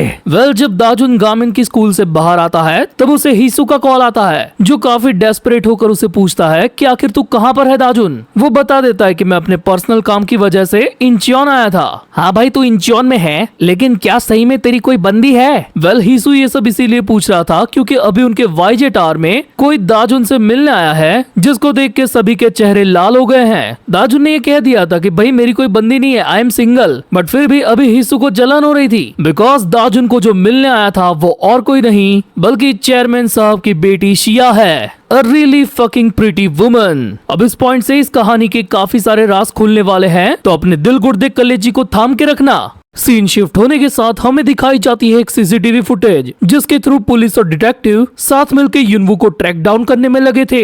लेकिन सारी फुटेजेस को छांटने के बावजूद भी वो युनवो के फेस को देख ही नहीं पा रहे थे। ये लोग इसी सोच में पड़े थे कि इतने दिन की ट्रैवलिंग के बावजूद ये बच्चा सोता कहाँ होगा। तभी हमें रात के टाइम पे दिखाई जाती है एक बिल्ली, और युनवो उसी बिल्ली के सामने बैठा था एक बड़े से ब्रिज के नीचे, ताकि वो किसी के भी हाथों पकड़ा ना जाए। लेकिन उसको ट्रैक करने वालों ने उसकी ये चीज को भांप लिया था कि ये पहली बात नहीं है कि ये बच्चा सड़कों पे इस तरीके से रह रहा होगा। शायद उसने अपनी पिछली जिंदगी भी कुछ इसी तरीके से जी है। तभी हमें उस लोकेशन को काफी क्लोजअप में दिखाया जाता है, क्योंकि वहाँ पर युनवो को ढूंढते हुए किसी के कदम पहुंच चुके हैं। लेकिन तभी सीन वापस से शिफ्ट होकर आता है शियोल की ट्रैफिक में, जहाँ मर्सिडीज कार के अंदर शुयुक अपने इसी मिशन पर निकला था कि वो युनवो का खात्मा कर देगा। वेल, गाड़ी में रहे अपने कुछ खास बंदों को वो बताता है कि पुलिस के पास से भी उसके ना के बराबर जानकारी मिली है, यानी कि इन्वेस्टिगेशन के अंदर काफी सारी अड़चने हैं। वो लोग भी उसे अभी तक ढूंढ नहीं पाए हैं, यहाँ तक कि हम भी नहीं। ऊपर से 3 दिन गुजर चुके हैं। मुझे नहीं लगता कि ये आसान होगा। आखिर साला वो कहाँ छुप के बैठा है। तभी ड्राइवर उससे क्वेश्चन करता है कि सर, एक सवाल पूछूं आपको, आखिर आप इतने डेस्परेट होकर उसके पीछे क्यों पड़े हैं? क्या आपका उस लड़के के साथ कोई गहरा रिश्ता है? बट शुयुक कुछ बताता उससे पहले ही सीन शिफ्ट होता है वाईजे टावर पर, जहाँ दाजुन काफी गुस्से में इंचियोन से रिटर्न कर चुका है। और वो आते ही सीधा जाता है शियुक की बहन शिया के पास। वो उसे अपनी कातिल अदाओं के साथ पूछती है कि क्या तू ही है दाजुनिम? जितना मैंने सोचा था तो उससे भी कतई गया गुजरा लगता है। वेल हम देखते हैं कि दाजुन यहाँ पर इतनी जल्दी इसीलिए आया क्योंकि जब वो हिसू के साथ फोन पर बात कर रहा था ना, तब उसे ये शक हुआ कि शायद जो लड़की उससे मिलने वाईजे टावर आई है वो हैंगवांग की तरफ से है। लेकिन जब ये बात चल रही थी ना, तभी पीछे से शिया ने ये चिल्लाकर कहा था, दाजुन को कहो कि वो जल्दी आए अगर वो जानना चाहता है उस बच्चे के बारे में जो कुछ टाइम पहले यहाँ पर रहता था। सो इसी के चलते दाजुन अभी इतनी स्पीड में यहाँ पर आया था और कतई इमरान हाशमी स्टाइल में वो शिया से पूछता है, बता आखिर तो युनवो के बारे में क्या जानती है? शिया भी लाइक, अच्छा युनवो इस नाम से बुलाते हो तुम लोग उसे? मुझे पता है तुम काफी क्यूरियस हो उसके बारे में जानने के लिए, लेकिन पहला बंदा जो आईब्रो स्कार वाला है ना, वो मेरे आते ही पॉटी करने भाग गया और तुमने अचानक से मेरे नजदीक आकर मुझे डराने की कोशिश की। क्या मैनर्स वगैरह नहीं है तुम में? दाजुन कहता है पॉइंट पे आ साली जल्दी। तो पहले अपना इंट्रोडक्शन देती है कि मेरा नाम शिया है और मैं ओट्रिम के चेयरमैन की बेटी हूँ। बाहर से युनडोंग कहता है, भाई ये तो वही लड़की है जिसके बाप पर युनवो ने अटैक किया था। और तब दाजुन के सामने शिया ये रिवील करती है कि जिसे तुम लोग युनवो के नाम से जानते हो ना, वो असल में मेरा भाई है। और करंट टाइम पर शियुक भी ये चीज कार के अंदर अपने खास बंदों के सामने रिवील करता है। हाँ वो मेरा भाई तो है, लेकिन सौतेला। वो ओट्रिम के चेयरमैन यू शोंग हुआंग की नाजायज औलाद है। भले ही उस हादसे के दौरान मेरे बाप ने उसे नहीं पहचाना, लेकिन मैं तुरंत ही पहचान गया क्योंकि वो 10 साल पहले भी अपनी माँ के साथ आया था। वेल तभी हम देखते हैं छोटी शिया को जो अपने बंगलों के बाहर खड़ी है और छोटा युनवो अपनी माँ के साथ वहाँ पर आया है। अब वहाँ पर चेयरमैन हुआंग युक भी मौजूद था जो अपनी आंखों के सामने खुद की नाजायज औलाद को देखकर काफी डर गया था। तभी बैकग्राउंड में शिया बताती है, उस गरीब औरत का बच्चा जिसके सामने मैं बड़ी बहन बन के खड़ी थी, उसी दिन से मेरे बाप ने उस औरत को अबेंडन कर दिया और बीमारी के चलते युनवो की माँ मारी गई। मुझे लगता है कि वो अपनी माँ का बदला लेना चाहता है। और ये रिवेंज का वर्ड बोलते ही वो देखती है कि उस पूरे रूम के अंदर दाजुन गैंग के बंदे आ चुके हैं क्योंकि इन सभी की लाइफ का भी मकसद है रिवेंज लेना। युनडोंग कहता है कि तुमने जिस तरीके से बताया उस हिसाब से युनवो ने जिस पर्सन पर अटैक किया वो तुम्हारे ही फादर है। बट स्टिल दाजुन काफी गुस्से में शिया से यही पूछता है कि आखिर तू क्या करने की कोशिश कर रही है और तुझे यहाँ का पता कैसे मिला? तभी शिया हल्की स्माइल के साथ अपने मन में कहती है, मुझे लगा था कि सड़कों पर वो बदमाशों से घिरा हुआ होगा, लेकिन आखिरकार उसका साथ ऐसे लोगों ने दिया जिन पर भरोसा किया जा सकता है। तभी वो दाजुन के सामने सर झुकाकर बोलती है कि तुम लोग हो तो अब मुझे उतनी चिंता करने की जरूरत नहीं है, मैं बस यहाँ पर तुम्हारी मदद मांगने आई हूँ। क्या तुम अभी युनवो के बारे में जानना चाहते हो? इसका मतलब ये है कि तुम्हें पता है वो कहाँ है? तभी शिया ये रिवील करती है कि काफी लंबे अरसे से वो उस पर नजर रखती आई है, जब से उसके बाप ने युनवो और उसकी माँ को अबेंडन कर दिया था, उतने लंबे अरसे से। फिर हमें दिखाई जाती है वाईजे टावर की बैक साइड और उस साइड के कंपार्टमेंट के अंदर दो बंदे बातें कर रहे थे कि आज दाजुन भाई से मिलने एक लड़की आई है जो दिखने में कतई बला की खूबसूरत है। अब उन दोनों की ये बातें चल ही रही थी, तभी हम देखते हैं कि उनके पीछे एक हट्टा कट्टा टकला बंदा उन पर अटैक करने के लिए तैयार था। तभी सीन वापस से शिफ्ट होता है शियुक की कार पर। अगर ये बात बाहर आ गई कि वो मेरे बाप की नाजायज औलाद है तो फ्यूचर में बंटवारे के तौर पर हमारी कंपनी के काफी शेयर्स उसके नाम हो जाएंगे। और साला यही बात तो मुझे खटक रही है, ये सोचकर ही मुझे घिन आती है, एक भिखारी की औलाद को इतना क्यों? मैं उसके अस्तित्व को पूरे तरीके से मिटा दूंगा, बस थोड़ा सा वक्त और सब हो जाएगा। मैं जानता हूँ मेरी बहन शिया को पता है आखिर वो साला कहाँ छुपा है। मुझे भी ये अभी अभी पता चला कि वो सीक्रेटली उस पर पहले से ही नजरें बनाई हुई थी, जबकि उसे पता है कि मैं पागलों की तरह उसे ढूंढ रहा हूँ। हो ना हो वो सही मौके का इंतजार कर रही है ताकि दुनिया के सामने उसे रिवील कर सके। आखिर उसकी जुर्रत कैसे हुई ये करने की? साफ पता चलता है उसे डैड से कितनी नफरत है, लेकिन आज मैं उसे उसकी असली औकात दिखा के रहूंगा। और शियुक के इतना बोलते ही वापस से सीन शिफ्ट होता है वाईजे टावर में उन दोनों बंदों पर जिनको टकला मुस्टंडा तोड़ चुका है। यानी कि शिया अपने सौतेले भाई युनवो पर नजर रख रही थी और शिया पर नजर रख रहा था उसका सगा भाई शियुक। यानी कि शायद से उसे पता है कि वो अभी वाईजे टावर में दाजुन गैंग के साथ है और उसे ठिकाने लगाने ही उसने ये सारे गुंडे भेजे हैं। बोले तो ये टकला यहाँ पर अकेला नहीं बल्कि अपनी पूरी गैंग के साथ आया है। उसकी ये मास्टर प्लानिंग सुनकर ड्राइवर भी शॉक था। सर यानी कि आपको जो अभी कॉल आई थी वो? हाँ तुझे अंदाजा लग गया ना, वो उन खूंखार गुंडों की थी। बहना को निपटाने के लिए ये करना ही था। और इसी के साथ हम देखते हैं कि टकलू गैंगस्टर अपने गैंग के बंदों को ये ऑर्डर दे चुका है कि कि जाओ और इस पूरी जगह को शमशान बना दो।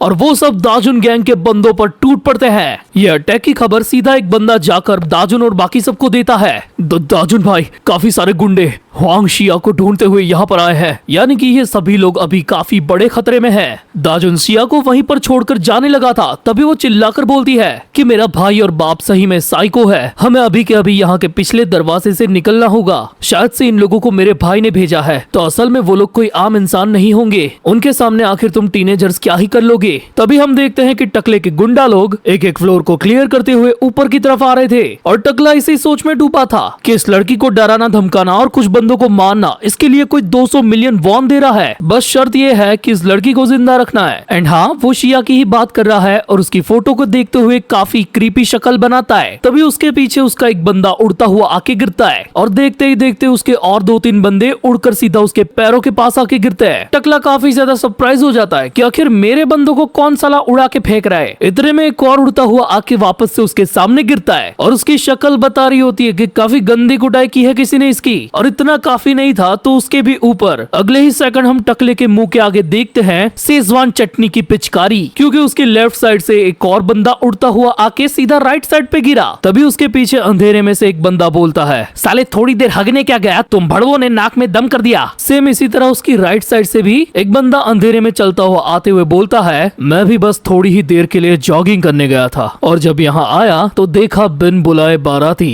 वेल ये दोनों बंदे होते हैं हीसू कैंग और ग्योमबैक, और इन दोनों ने ही सिंगल हैंडेडली टकले की आधी सेना का कचुम्बर कर दिया। साले टकले, तैयार है ना तू, क्योंकि अब बारातियों का स्वागत बिना पान पराग के होने वाला है। और तभी दाजुन शिया के सामने ये रिवील करता है कि हम लोग भी कोई आम टीनेजर्स नहीं है। और भाई के इतना बोलते ही पूरे वाईजे टावर के अंदर अंधेरा छा जाता है और उस अंधेरे में एक साथ चमकती है दाजुन गैंग के खूंखार भेड़ियों की आंखें, जो टकले को चारों तरफ से घेर चुके हैं और अब शुरू होने वाला है उसका सुस्वागतम। बट तभी सीन शिफ्ट होता है और हमें दिखाई जाती है शियुक की कार। जब उसका ड्राइवर उससे पूछ रहा था कि क्या गैंगस्टर के जरिए उनको किडनैप करवा के आपको उस नाजायज बच्चे की लोकेशन मिल जाएगी, शियुक बताता है कि उसकी बहन शिया काफी ज्यादा बेबाक है, जब तक उसकी लाइफ का रिस्क नहीं होगा तब तक वो मुंह नहीं खोलेगी। वैसे भी वो उसे जान से नहीं मारने वाले, बस किडनैप करके पूछताछ करने वाले हैं। लेकिन सर, क्या उन पर भरोसा किया जा सकता है? कभी नहीं किया जा सकता, लेकिन भरोसा कायम हो सकता है पैसों से।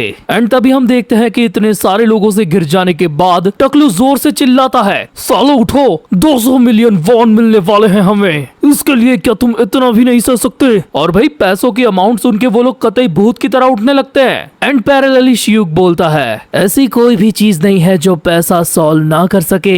वेल, पैसों की लालच में वो लोग कतई ज़ॉम्बी की तरह उठ चुके थे। और ये साला मसाओ क्या कर रहा है यहाँ पर? अभी पूरे वाईजे टावर के अंदर से बाहर की तरफ काफी चीखने चिल्लाने की आवाज आ रही थी, क्योंकि गुंडा लोग कतई मेटल बैट के साथ तोड़फोड़ मचा चुके थे। तभी एक बंदे के बैट पर पैर रख के हीसू कैंग काफी ऊपर उछलता है और अपनी पार्कौर स्टाइल में 90 डिग्री के एंगल पे जाकर ऊपर से सीधा उस बंदे की नाक के ऊपर नी स्ट्राइक मारता है और उसे जमीन में घुसा देता है। साले हथियार लेके चीटिंग करता है। इसी के साथ हमें उसकी रैंक और स्पेशलिटी भी दिखाई जाती है, जो कि है पार्कौर। तभी एक बंदा नाइफ के जरिए ग्योमबैक को ललकारता है। वो उसे वार्न भी करता है कि तू नाइफ के बिना लड़ ले भाई, बाद में तुझे पछतावा होगा। बट वो गुंडा नहीं मानता और सीधा ग्योम पर अटैक कर देता है। ग्योम इजीली उससे बच जाता है और उसके नाइफ को हल्का सा पुश करके उसकी ही उंगली में घुसेड़ देता है। उसकी चीखें निकल जाती है, क्योंकि अब वो उन उंगलियों से कभी कंचे नहीं खेल पाएगा। बट पीछे हम देखते हैं कि ग्योम उसे एक और लात मारने वाला है और अगले ही सेकंड भाई उसकी तशरीफ पे भी गोल कर देते हैं, जिसके इम्पैक्ट से उस क्रिमिनल के हाथ से नाइफ छूटकर सीधा सीलिंग पे लगता है और लग के सीधा ग्योम के हाथ में आ जाता है। और अगले ही पल वो उस नाइफ से बाकी के 2 बंदों को निपटा देता है। मतलब स्किल और टैलेंट देख रहे हो? मैंने पहले ही तुमसे कहा था,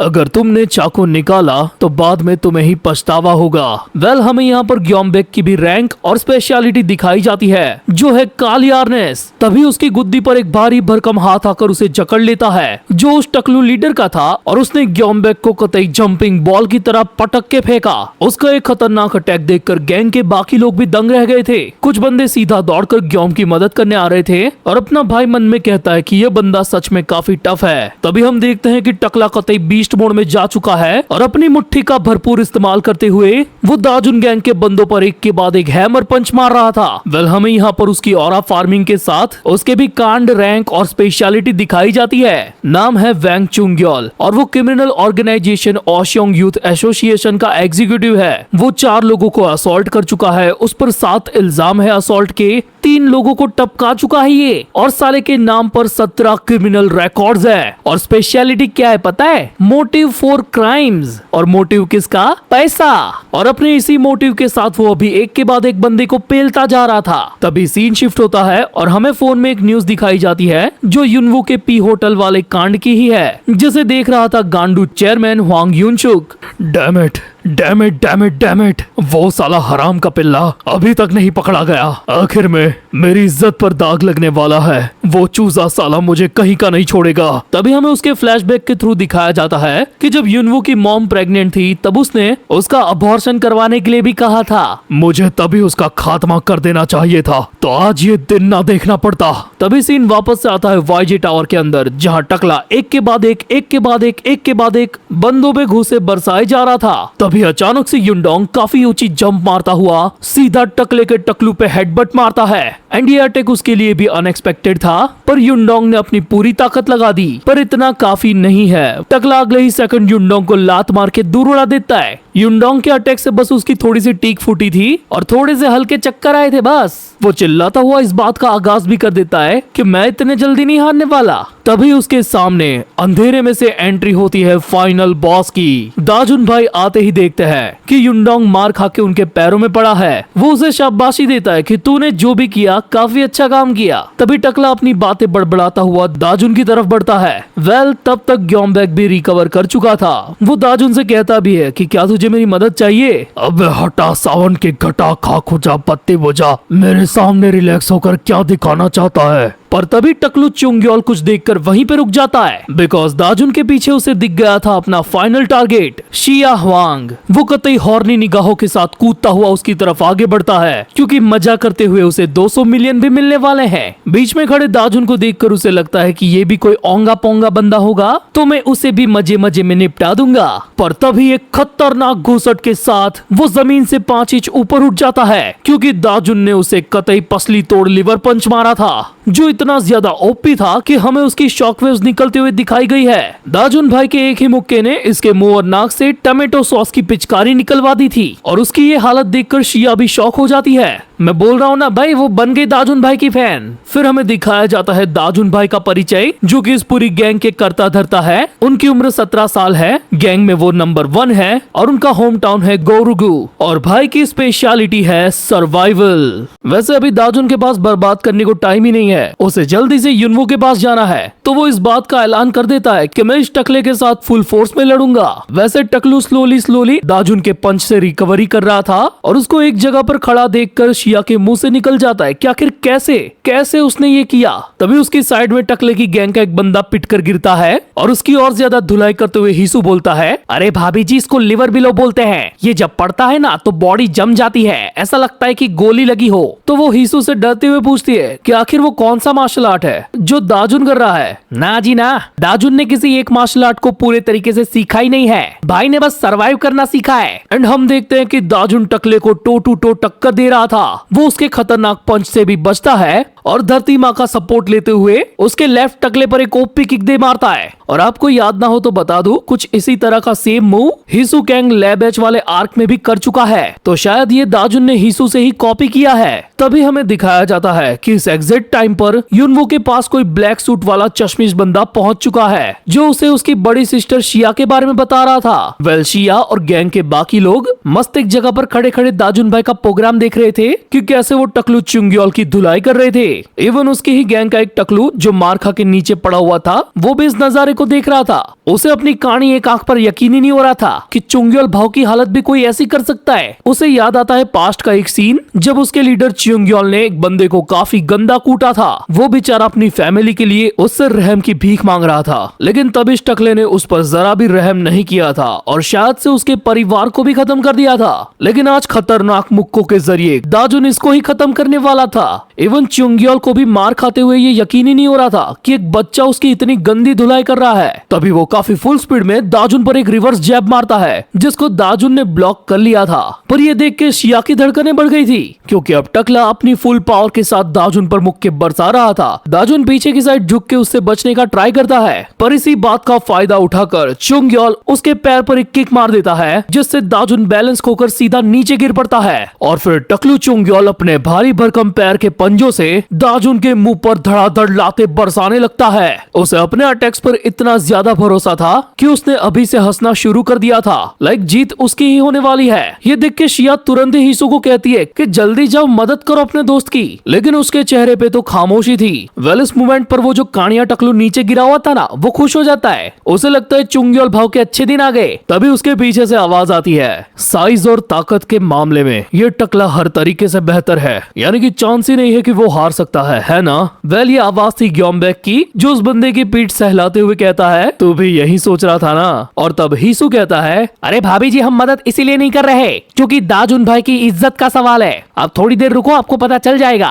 और तभी हम देखते हैं कि टकले के सारे अटैक्स को खाते हुए दाजुन बस एक मौके की तलाश में था। साले बहन के घोड़े, तो ये सब सिर्फ और सिर्फ पैसों के लिए कर रहा है ना। वो दाजुन को और मारते हुए बोलता है कि इस देश में पैसा ही एक ऐसी चीज है जिससे तुम जो चाहो वो कर सकते हो, और ये कोई छोटी बात नहीं है। अगर अंधा पैसा हो तो इंसान आसमां से भी ऊपर जा सकता है, सर्वशक्तिमान बन सकता है, यहाँ तक कि भगवान से भी ऊपर। और अपने रिवॉर्ड वाले पैसों को ही याद करके वो दाजुन पर एक फाइनल अटैक मारता है, जो काफी ज्यादा डिस्ट्रक्टिव था। और तभी उसे अपने कदमों के नीचे से आवाज आती है, तूने अपना गार्ड डाउन कर लिया, यही तुझसे गलती हो गई साले।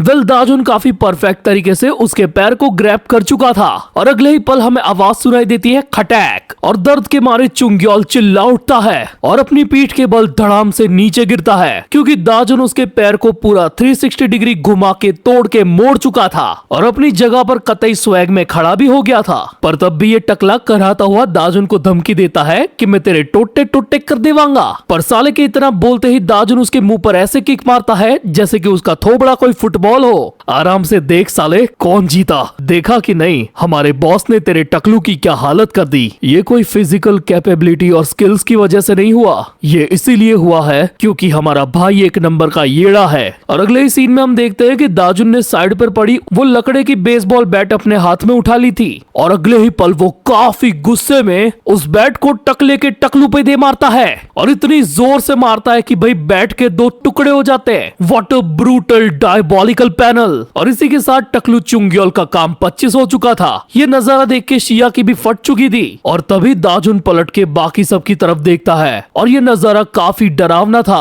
फिर हम देखते हैं कि हीसू, ग्योम्बैक और दाजुन मिलके उस कानिया टकलू को इंट्रोगेट करते हैं कि बता साले, हमको मानने के तुम लोगों को इतने पैसे कौन ऑफर किया। लेकिन उसका वो जवाब हमें अभी दिखाया नहीं जाता। हम देखते हैं कि अभी वाईजे टावर में सन्नाटा छा चुका है, और अंदर हीसू और ग्योम्बैक बातें कर रहे थे इसी बारे में कि उनको अब ये पता चल चुका है कि युनवू असल में उस चेयरमैन की नाजायज औलाद है। लेकिन ग्योम का सवाल ये था कि आखिर शिया युनवू को बचाने की कोशिश क्यों कर रही है, जिसने उसके ही बाप को मारने की कोशिश की। वैसे शिया के मुताबिक उसका सगा भाई शुयुक अभी सारी लाइन क्रॉस कर चुका है, यानी कि उसकी बहुत पहले से शिया पर नजर थी। और तभी अचानक से शिया को एक बात याद आती है, वो पलटकर सीधा दाजुन को बुलाती है, और तभी हमें दिखाया जाता है शुयुक, जिसका ड्राइवर उसे कहता है कि सर आपने जैसा कहा था वैसे हमने 2 डायरेक्शन ट्रैक की है। शिया कम से कम 10 साल से उस बच्चे पर नजर रखे हुए है। मुझे नहीं लगता कि उसने सिर्फ उसकी हरकतों पर नजरें बनाई होगी, कहीं ना कहीं उसने उस चूजे की मदद करी है, और ऐसा काम कोई कम उम्र की लड़की या छोटी बच्ची तो नहीं कर सकती, यानी कि किसी और ने भी उसका साथ दिया है। और शुयुक के मुताबिक वो बंदा है बटलर जुंग, जिसको उसने शिया का ड्राइवर बना के भेजा था। और अभी थोड़ी देर पहले हमने देखा था ना कि युनवू के पास कोई काले कोट वाला चश्मेश बंदा पहुंच चुका है, तो हाँ वो बटलर जुंग ही है। और उसको ट्रैक करते हुए अभी फुल स्पीड के साथ शुयुक की कार उसके और युनवू तक पहुंच चुकी थी, और उसको वहां पर देखकर बटलर जुंग और युनवू दोनों काफी ज्यादा शॉक हो गए थे। और शिया को भी अभी कुछ देर पहले कुछ चीज अचानक से याद आई थी ना, वो यही थी कि अगर मेरा भाई मुझे ट्रैक कर सकता है तो मेरे खास आदमी को भी कर सकता है, बोले तो इस बटलर को। अबे यार, मुझे तो तुझ पर बस शक था, लेकिन अब यकीन हो चुका है। वेल अभी सेम लोकेशन पर शिया और दाजुन भी आने को निकल चुके हैं। दाजुन भाई की डेविड पुत्र पे। अगले सीन में हमें एक काफी बड़ा कॉन्सेप्ट स्टोर दिखाया जाता है जो रियलिटी में भी एग्जिस्ट करता है और उस स्टोर के बाहर मौजूद होती है 10 साल की छोटी शिया, यानी कि हम अभी उसका पास्ट देख रहे हैं जब उसका बर्थडे था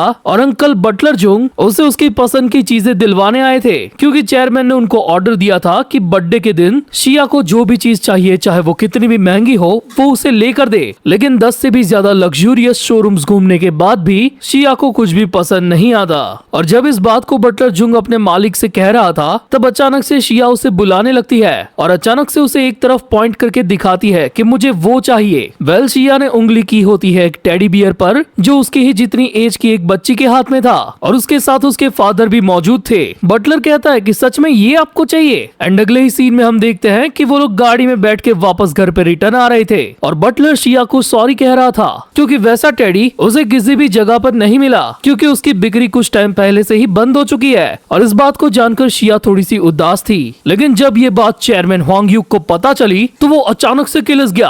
आखिर मतलब क्या है शिया तुम्हारा? अगर वो मिलना बंद भी हो चुका है तब भी हमें कोई फर्क नहीं पड़ता। सेक्रेटरी जुंग ने ये कैसी पागलों वाली हरकत कर दी, लेकिन मैं अभी के अभी कुछ करता हूँ। शिया अगेन कहती है कि वो मिलना ही बंद हो चुका है, अगर हम पैसे दे भी दे तब भी नहीं मिलेगा। मेरी बात ध्यान से सुनो शिया, तुम कोई नॉर्मल बच्ची नहीं हो, तुम्हारे पास स्पेशल पावर है। छोटी शिया अपने हाथों में देखने लगती है कि कौन सी पावर है तो उसका बाप कहता है कि ये दिखावे वाली नहीं, ये पैसा, यही असली ताकत और पावर है। अगर तुम्हारे पास ये है तो तुम जो चाहो वो हो सकता है, तुम्हें जो चाहिए वो मिल सकता है और सब कुछ मुमकिन है। इससे तुम किसी की तकदीर भी बदल सकती हो। ये सबसे शक्तिशाली ताकत है। तुम काफी ज्यादा लकी हो क्योंकि तुम मेरी बेटी हो और इसलिए तुम्हारे पास ये पैदाइशी ताकत है जो जिंदगी भर रहेगी। तो अब से ये सोचना छोड़ देना कि कोई भी चीज नामुमकिन है। ये घटियानुमा सवाल सिर्फ गरीबों के लिए है। तुम एक ऐसी दुनिया में हो जहाँ पैसों से सब कुछ हो सकता है। और अगले ही सीन में हम देखते हैं कि बटलर जुंग उस सेम टेडी को लेकर शिया के पास आ चुके हैं। शिया हमें बैकग्राउंड में बताती है कि उसके बाप ने अपने कलेक्टर को बोल के इसकी 100 गुना प्राइस पे की और बटलर उसे बताता है कि इसे सिंगापुर से सीधा यहाँ लाया गया है। बट जब वो शिया को पूछता है कि क्या उसे ये पसंद आया तो वो उल्टा उसे ही सवाल करती है कि क्या पैसों से सब कुछ खरीदा जा सकता है। तो बटलर जुंग हिचकिचाते हुए हाँ में जवाब देता है। तो वो कहती है कि अभी कुछ टाइम पहले एक लेडी छोटे बच्चे के साथ हमारे घर के बाहर थी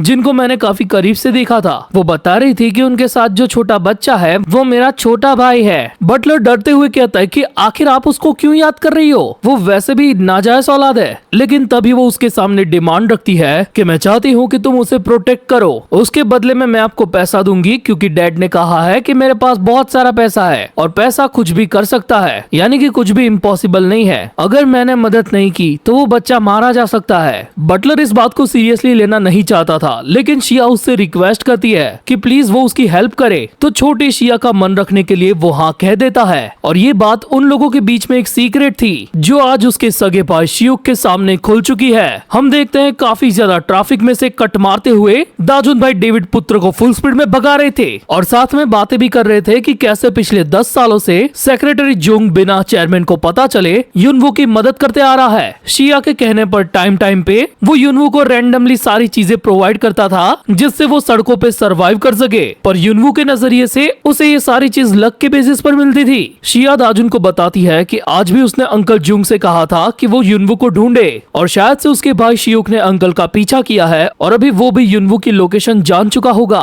क्योंकि बाइक पे पीछे बैठे हुए भी वो अंकल को कई सारे कॉल लगा रही थी लेकिन बटलर जुंग कॉल को उठा ही नहीं रहा था, यानी कि कुछ गड़बड़ है। तभी दाजुन को याद आता है अपना किया गया वादा। जब वो वाईजे टावर से शिया को लेकर निकल रहा था तब ग्योम्बेक, हिशु और युनडोंग ने उससे कहा था युनवू हमारा दुश्मन हो ही नहीं सकता, वो बस हमारी ही तरह बदला लेना चाहता था। भले ही हमने उसे खुद से अलग कर दिया तब भी वो स्टिल हमारी फैमिली का एक हिस्सा है। और इस बात को याद करते हुए दाजुन डेविड पुत्र की स्पीड को और ज्यादा बढ़ा देता है और भाई देखो जरा क्या फाड़ पैनल बनाया है इन लोगों ने, कतई धूम मचाले टाइप। पैरेलली हम देखते हैं कि सेक्रेटरी जुंग काफी ज्यादा डर चुका था, वो अपनी औकात के अनुसार युनवू को प्रोटेक्ट करने की कोशिश कर रहा था। मुझे सच में यकीन नहीं हो रहा, आखिर मेरे बाप का सबसे लॉयल सबऑर्डिनेट भी गद्दारी कर निकल सकता है। बताओ बटलर, आखिर तुमने ये नाटक क्यों किया? क्या शिया ने तुमसे ये करवाया? कितने पैसे खाए हैं तूने ये करने के लिए? बटलर जॉन्ग कहता है कि आखिर आप लोग इस बच्चे के साथ क्या करना चाहते हो? सीधी बात है, इसका खात्मा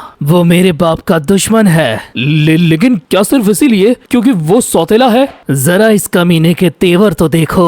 चल ठीक है, मैं तुझे अब भी एक मौका देता हूँ। अगर तू इस चूजे को पकड़ने के लिए मेरी तरफ आ जाता है तो मैं तुझे शिया से भी 3 गुना ज्यादा पैसा दूंगा और 100% तरक्की। तू चिंता मत कर, बाकी का काम डायरेक्टर खुद संभाल लेंगे। अगर तू चाहे तो मैं तुझे नया घर भी दिला सकता हूँ। मुझे याद है तूने एक बार कहा था कि तेरा एक बेटा है, तो कम से कम अपने बीवी बच्चों के बारे में तो सोच। शियुक को लग रहा था कि शिया ने इस बटलर को पैसों से खरीदा है तो मैं डबल ट्रिपल पैसा देके इसको अपनी साइड कर लूंगा। और जब ये ऑफरिंग चल रही थी ना, तब युनवू भी अपने हाथ में नाइफ पकड़े हुए तैयार था।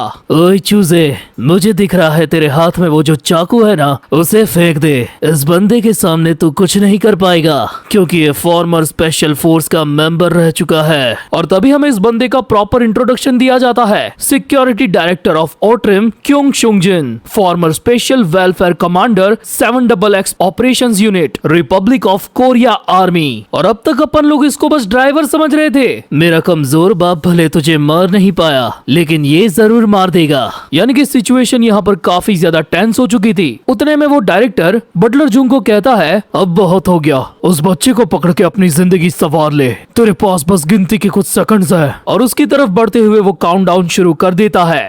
5, 4, 3, 2, 1। जिस दौरान बटलर जुंग को छोटी शिया से किया गया वादा याद आता है और वो बोलता है, चाहे बेटा हो या बेटी, लेकिन बच्चे तू अच्छे तरीके से जीना, मैं तुझे बचाने के लिए अपना वादा निभाऊंगा। और इतना बोल के वो सीधा छलांग मार देता है उस डायरेक्टर के ऊपर और उसे नीचे गिराते ही बोलता है, अभी भी वक्त है तुम्हारे पास, भाग जाओ यहाँ से। अभी युनवू को अंकल जुंग की वो सारी बातें याद आती है कि कैसे इन पूरे 10 सालों के दौरान वो छुप कर उसकी मदद करता आया था और आज पहली बार उससे मिलकर उन सारी चीजों के बदले उसने माफी भी मांगी। और अभी उसी को बचाने के लिए वो खुद की लाइफ को सैक्रिफाइस कर रहा था। शियुक ने कार में से तुरंत ही अपने ड्राइवर को बुला लिया ताकि वो तुरंत ही युनवू को पकड़ ले। नीचे अंकल जुंग अपना पूरा जोर लगाते हुए दांतों से डायरेक्टर के कान को ही काट लेता है और चबा के उसे अलग कर देता है। एंड फिर हमें बहुत जोर से किसी के चिल्लाने की आवाज आती है। कुछ देर बाद उस एग्जैक्ट लोकेशन पर दाजुन और शिया पहुंच चुके थे, बट वहां के हालात देखकर दाजुन शायद से समझ गया था कि उनको आने में देर हो चुकी है, क्योंकि थोड़ा आगे जाते ही उनको पता चलता है कि वहां पर अंकल जुंग का कोई काम तमाम करके जा चुका है। तभी ऑथर हमें बताते हैं कि ये एक ऐसी ट्रेजेडी है जिसकी चिंगारियां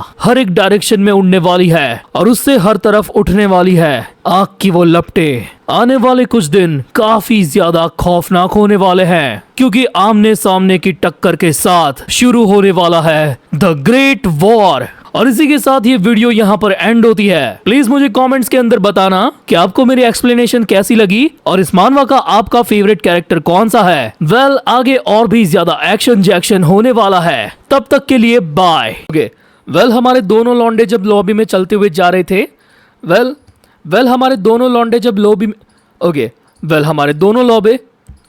हमारे दोनों लौंडे जब स्कूल की लौंडी ये क्या बोल रहा हूँ मैं हमारे दोनों लौंडे जब स्कूल की लौंडी क्या होता है यार।